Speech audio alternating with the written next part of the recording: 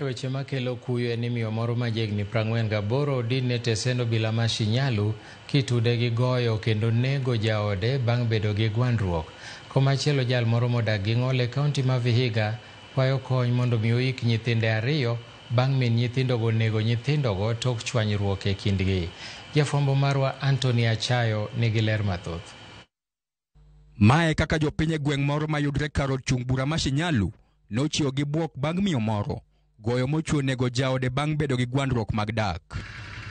Wach makamano chuno apisas mag obila mondo chop kanyo mapiyo kendo ndhi achijno moyang nyinge kaka Olivia Shishali ma jahigni 48 mawachore ni notugo lweny tok wuon pargi duogo pacho modeko. Nilipigiwa simu ya kwamba familia hii imetoka imeenda kule chini, imefahamia huko sababu huyu mwenye amekufa alishinda huko na dadake.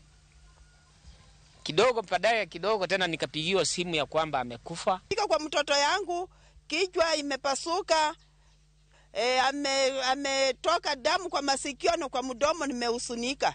Jirende gilero kaka Shishali osabedo kagoyo wuon pargi kuom kinde. Huyu mwenye amekufa na mkewe huwa na msoso kila wakati. Hata kurudi kwake hapa kuna mtoto wake msichana mkubwa ndiye insist ya kwamba mama asiborudi hawezi saidia mzee. Jaluproth Makono noyango masira makamano ka bende ringre jalno ochwale kar thieth maduong' ma Kakamega ne chenro mag bero. Jana usiku saa 5 nilipigiwa simu na mzee wa mkijiji hiki akiniarifu kwamba mtu ambaye anaitwa Magnus Anyika amekufa. So family members wana suspect kwamba bibi yake walizozana kidogo, akachapa bibi yake na bibi yake akamgeuka na watoto alafu akamchapa. Hapo ndio aliona ameuawa. Toko machielo, lwasi mar kuyo podo kwa kanyola more kaunti ma Vihiga kuma miyo moro nonege nyithinde 2.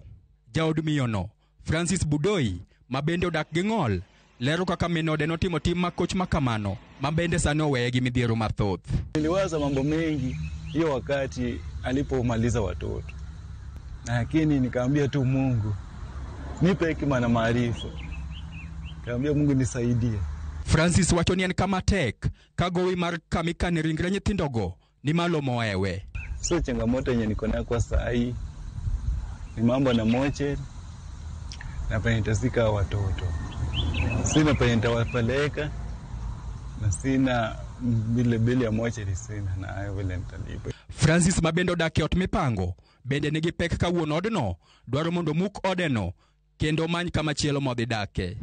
Pia kijana mwenyewe hana makazi mahali pa kukaa kwa sababu amekuwa akiishi kwa nyumba rental, na wenye nyumba pia wanataka wajenge nyumba ingine kwa sababu watoto waliuawa pale ndani. Kwa hivyo tunaomba mtu yote mwenye ako na msaada, mwenye anataka kusaidiana, asaidie huyu Francis na watoto wake. Hao watoto walichinjwa kwa shoka. Bibi alichinja watoto kwa shoka, ni uchungu. Jodak Makono lero ni min nyithindogo notemo kawo ngimane, to kata kamano ne girese ma gichwagi kete lwet obila mayudre kar stesend obila ma Gamboji. Anthony Achayo, Ramogi TV.